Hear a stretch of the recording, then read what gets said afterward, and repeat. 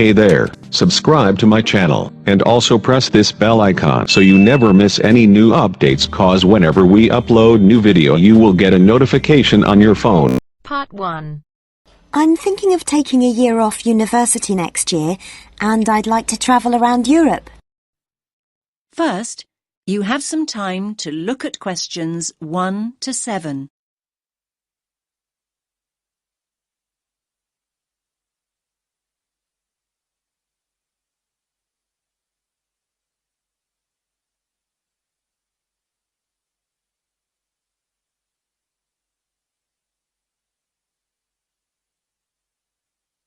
Listen carefully to the first part of the conversation and answer questions 1 to 7. Good morning. How can I help you? I'm thinking of taking a year off university next year, and I'd like to travel around Europe. Okay then. Do you have any idea where you'd like to go? Well, I was thinking of starting in France and then working my way up to Eastern Europe, possibly going as far as Slovakia. Well, there are a number of ways you can do this, and we have various options available. It really depends on your budget and how you'd like to travel. That's just the thing, really. I've just finished my second year at university, so obviously I'd like to do it in as cheap a way as possible. That's fine. Could you give me a rough idea of the price range you're looking at? Realistically speaking, I'm hoping to pay between about £700 and £900. I could stretch to £1,100, but that's really my limit. How long are you thinking of going for? About 10 months. To be honest, you'd be better off travelling for about 7 months, if that's your budget. Okay, that's not too bad. So, how would you suggest I travel? Well, because of the time limit, I don't think walking is a viable option. Of course, in this day and age, the most convenient way to get around is by flying, particularly if you've got quite a bit you want to see in a short space of time. Saying that, I still think the best way to get around Europe is by train. As a student, you can also get a student rail card, which means cheaper fares. That sounds brilliant. How do I go about getting a rail card? Well, if you decide that's what you want to do, then we can organise that all for you. You'll need to fill in a form and provide us with 2 passport photos, and we'll do the rest. It costs about £36 plus about £10 administration costs. Great. That's really not expensive at all. And what about buses? I was just thinking if I decide to go to places which are a bit more remote. There are always local buses, but these are not always a good idea. They can be quite unreliable and in some areas quite dangerous because the buses tend to be overcrowded and some of the drivers drive way too fast. So I would suggest you don't do this. That sounds quite frightening. So what are my options then? You could hire a car, but it can be expensive. Still, I do think if you're thinking about going to smaller towns and places which are off the beaten track, then hiring a car is by far the better way to do it.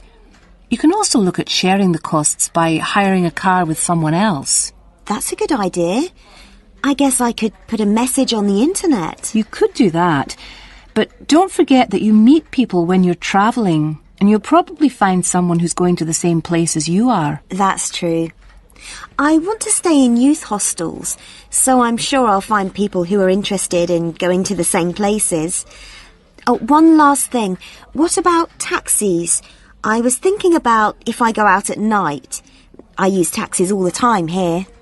But taxis abroad are a different story. In certain countries, they're no problem, but by and large, taxi fares are high. Oh. If you do go out at night, try walking home, but make sure you don't do this alone. Try and find people to go out with at night or come home at a reasonable time. But if you're staying in youth hostels, you should find plenty of young people to go out with at night. I'm sure I will.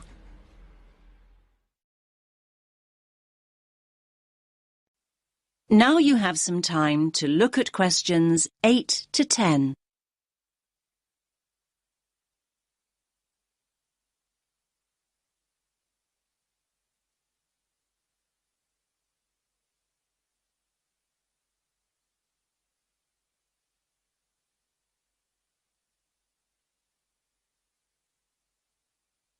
Now listen to the next part of the conversation and answer questions 8 to 10. Now, have you thought about how you'd like to travel to France? Not really, no. There are basically 3 ways. You can go by ferry, which leaves every day and night, or there's the hovercraft, which is more pricey, but will get you there quicker, and, of course, you could fly. Well, I don't think flying is an option for me, as it'll be too expensive. So I suppose I'll choose one of the other 2. It's a pity, really, as I don't fancy the idea of travelling by sea. Last time I did that, I got terribly seasick. Well, you're in luck then, as at the moment there's a special deal on flights to France. Ah. In fact, a plane ticket is now half the price of a ferry ticket, which is usually the cheapest option. That's great. I'll do that then. I much prefer flying anyway. I'll need to get some details off you then. Firstly, how will you be paying? Cash, cheque or credit card? If you pay by cheque, you'll need a cheque guarantee card. I don't have my chequebook with me, so it'll have to be by credit card. Fine, that's no problem. If you could just sign over here, and then we'll have a look at flight times, and I can sort out a youth travel card for you. Fine. Oh, can I use your pen, please? No problem. Now, let's look at times. There is a flight leaving at 9 a.m. and one that leaves half an hour later. Or you can choose a later flight at 11:30.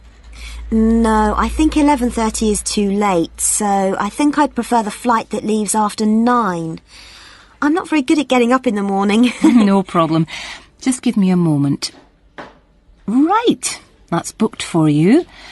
Please remember that if you want to change this, you must give 24 hours notice or you will lose your place.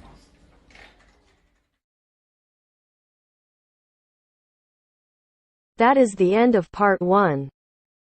You now have half a minute to check your answers.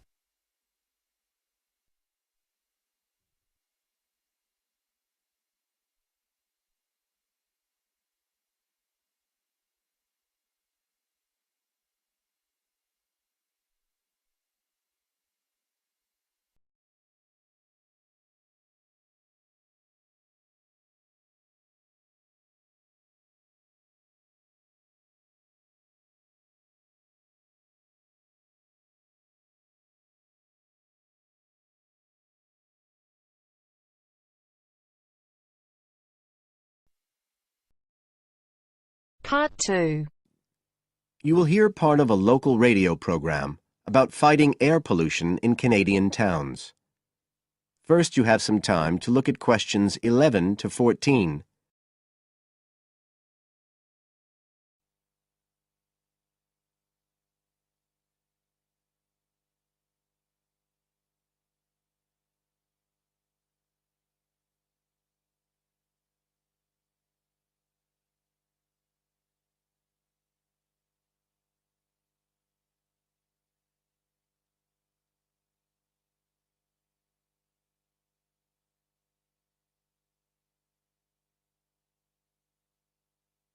Now listen carefully and answer questions 11 to 14. Good morning, folks, and welcome to the information roundup on your own local radio station. This is Larry Knowles talking to you this morning on Tuesday, the 25th of May. And the first item coming up is a reminder to you all out there about Canadian Clean Air Day, which is on June 6th. In case you weren't around for the last one, this is a chance for Canadians everywhere to focus on the problems of air pollution and to actually try to do something to help reduce the problem. How many Canadians do you think die annually because of air pollution? 2,000? 3,000? Well, the rate is a staggering 5,000, and it's likely to grow unless we do something. And it's this concern with your health that's the driving force behind the government campaign that is sponsoring Clean Air Day. So what causes air pollution in the first place? Well, the transportation sector accounts for 27% of all greenhouse gases produced in Canada. It's also the biggest source of that thick, polluted air from traffic fumes that we call smog. And it's the tiny particles in ground-level ozone in smog that are the main causes of health problems and even deaths across the country. Of course, it's worse in the big cities, but researchers have only recently realized that all you need are low levels of air pollution to seriously damage your health, so we're all at risk. You now have some time to look at questions 15 to 20.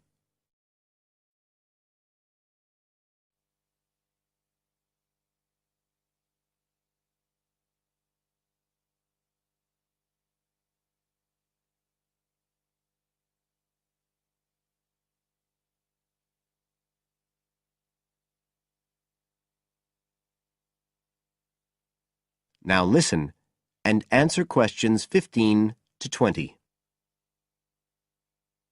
So, what can we do to fight air pollution?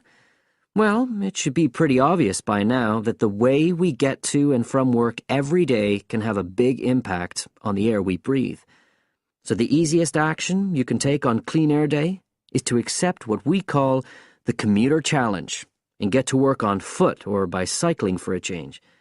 If you have to use your car, try carpooling and share the drive, or better still, use public transit. If everyone tries this for just one day, you'll be amazed by the difference it can make to the air in our towns and cities. But there's more you can do to improve air quality. For example, you can plant trees. And if you don't have a garden, then you can do your bit in other ways. For instance, did you know that modern, improved wood stoves can reduce wood smoke by as much as 80 to 90%? So you can make a big difference if you upgrade the appliances you use in your home. The government is also working hard on your behalf to clean up our air. Its priority is to reduce the emissions that cause smog, and they have clear plans to get there. Last year, Canada and the United States agreed to reduce emissions on both sides of the border between the two countries, and they plan to reach their targets in the next few years. The government's also taking action to get cleaner fuels. It's already reduced the sulfur contained in gasoline, and it hopes to reach the reduction target for sulfur in diesel by next year. But the measures don't just focus on the motorist. The federal government's also working to reduce emissions from power plants and factories right across the provinces. You can find out all about government action and all the plans for Clean Air Day events. That is the end of part 2. You now have half a minute to check your answers.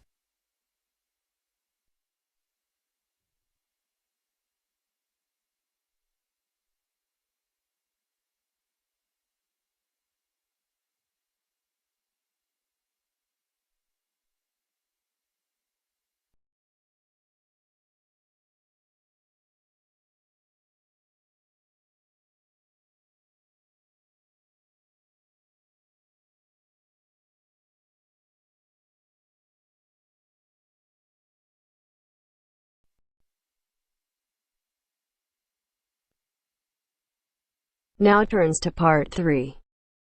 Part 3. You will hear two students discussing the subject of rock art. First, you have some time to look at questions 21 to 27.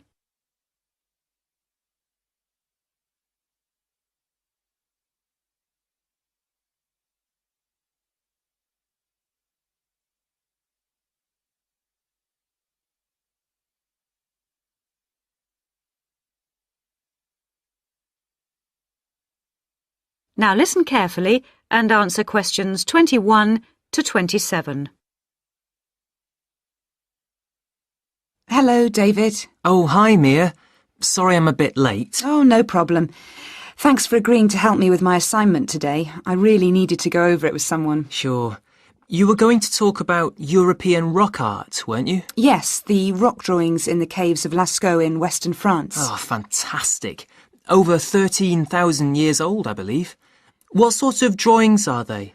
They're drawings of animals on the whole, but you can also find some human representations, as well as some signs. There are roughly 600 drawings at Lascaux. Really?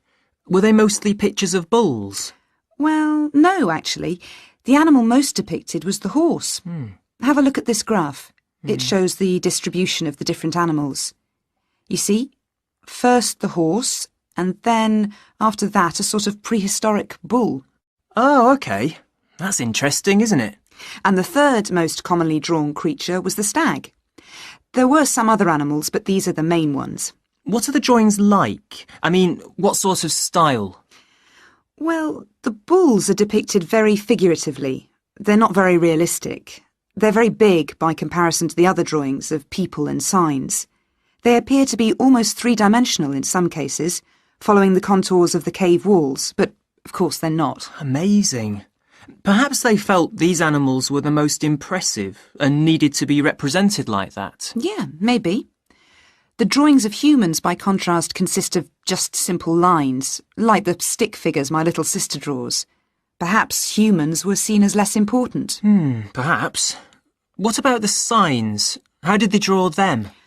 There doesn't appear to be much evidence of signs, and those that have been found are usually made up of little points. Rather like Aboriginal art from Australia. Yes, something like that, but not as complex, of course. So, apart from the bulls and horses and stags, were there any other creatures depicted? In one or two chambers you do find pictures of fish, but they're quite rare. What sort of size is the cave? It must be quite large to have that many pictures. Well, it's actually a number of interlinking chambers, really. Here's a map showing where the different drawings can be found. Oh, good. Let's have a look at that. The first 20 metres inside the cave slope down very steeply to the first hall in the network. That's called the Great Hall of the Bulls. Here. OK. Then, off to the left, we have the Painted Gallery, which is about 30 metres long and is basically a continuation of this first hall. But further into the cave. Exactly. Then we find a second, lower gallery called the Lateral Passage. This opens off the aisle to the right of the Great Hall of the Bulls. It connects the next chamber with an area known as the Main Gallery. At the end of the Main Gallery is the Chamber of Felines. There are one or two other connecting chambers, but there's no evidence of man having been in these rooms. Before you hear the rest of the discussion, you have some time to look at questions 28 to 30.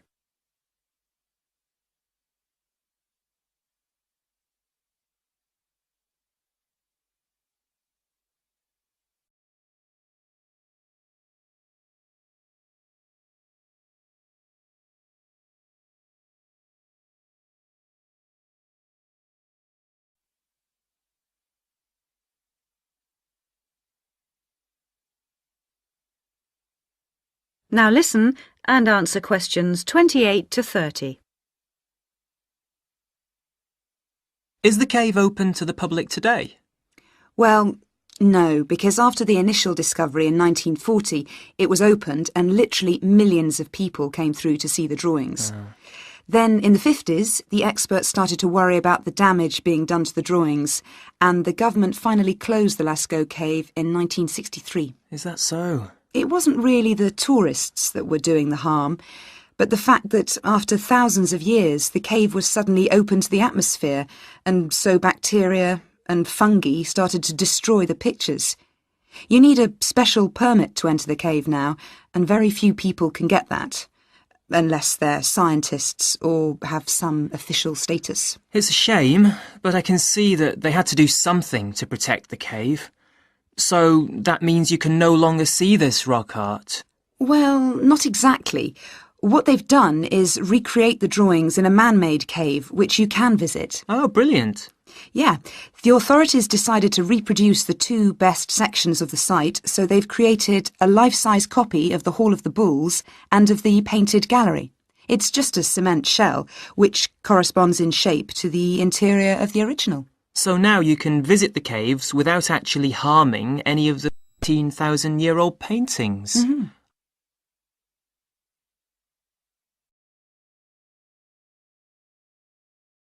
That is the end of part 3. You now have half a minute to check your answers.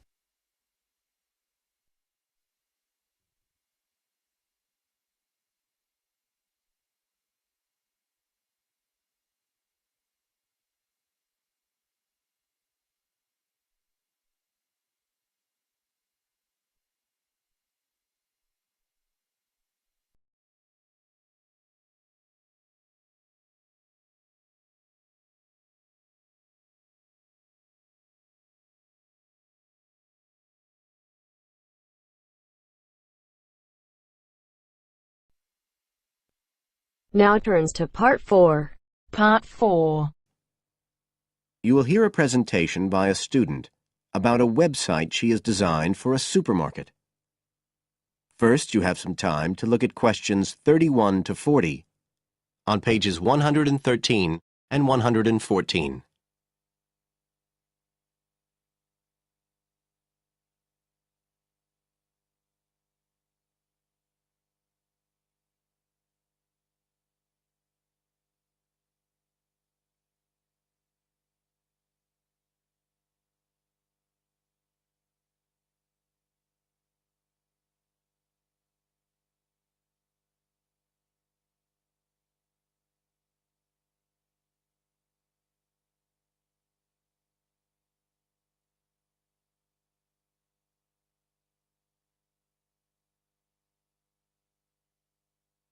Now listen carefully and answer questions 31 to 40. For my website design project, I decided to approach SuperSave supermarkets because I have an evening job at the supermarket, so I already have a slight insight into their organisational goals and workings. The field research for my project was in 2 stages. First, I had an interview with Mr. Dunn, who is in charge of SuperSave's customer care department. I discussed the project with him in order to identify the supermarket's requirements. Mr. Dunn said customers are often unwilling to make a face-to-face complaint when they've experienced difficulties with a product or a member of staff or anything related to the supermarket.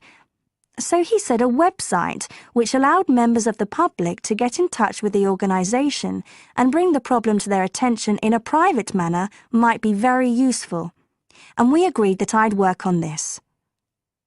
For the second stage of my research, I devised a questionnaire to put to SuperSave customers.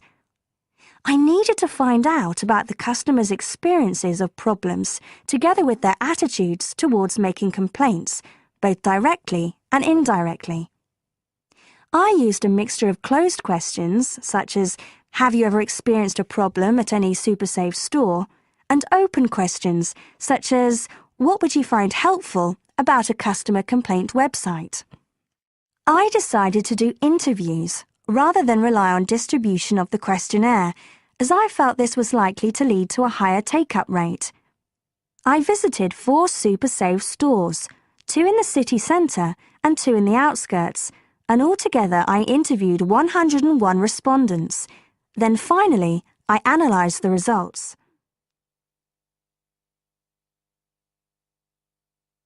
I found the results of the questionnaires to be very informative.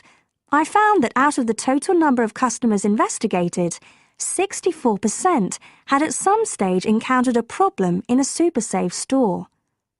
Out of these people, the vast majority said that they hadn't reported the problem to any member of staff. They just kept it to themselves. The next thing I tried to find out was why they hadn't complained. Well, about 25% of the people I interviewed said the reason was that they couldn't be bothered, and a slightly smaller percentage said that they didn't have enough time. But 55% said the reason was that they felt intimidated. I finally asked if they would be more likely to complain if they didn't have to do it face-to-face, and nearly everyone I asked said that they would, 95% to be exact. I then set about designing the website to meet these needs. Once I'd completed the website, I made another appointment with Mr. Dunn to find out what he thought of it. Mr. Dunn said he felt that the pages would benefit his organisation by giving customers a new way of expressing their complaints and by making it easier to collect complaints, identify specific places where service and customer care were not as good as they should be, and act upon them accordingly. SuperSave is already a highly customer-orientated organisation, and he thought our website would be an excellent addition to their customer care effort. This is all well and good, but there still remains the general problem with websites, that there's a lack of access to online computers. Surprisingly, in my survey, I found that 88% of those interviewed had access to the internet, which I felt was quite high. But this access wasn't always direct. For some people, it was through their children and grandchildren and neighbours and so on, rather than being readily available in their own homes. This could prove to be a major drawback to the site, but it is still better to have it now to get the edge over competitors, however slight, and in the very near future, it is expected that almost everyone will have direct access to the internet. Another thing to consider is that at the moment I can only base our conclusions on data gathered from a tiny fraction of the supermarket's customer base. In order to get a better idea of how the site is doing and to see how well I have met my objectives, the site will need to have been up and running for at least a few months. After this time, it'll be possible to see whether or not people are actually using the site and if it's helping to make improvements to their customer service. It would also be interesting to study the effect of the site on staff at the supermarket. Morale could be dented as more complaints come in. Staff may feel they are being unfairly criticised and that there is no need for another way for customers to complain. But also, the site could boost morale by making staff come together to overcome the constructive criticism, and they may gain more job satisfaction by knowing that they are making a difference to the customer. So, overall, I feel my website has met my objectives, but there is scope for improvement and expansion. Are there any questions? That is the end of part 4.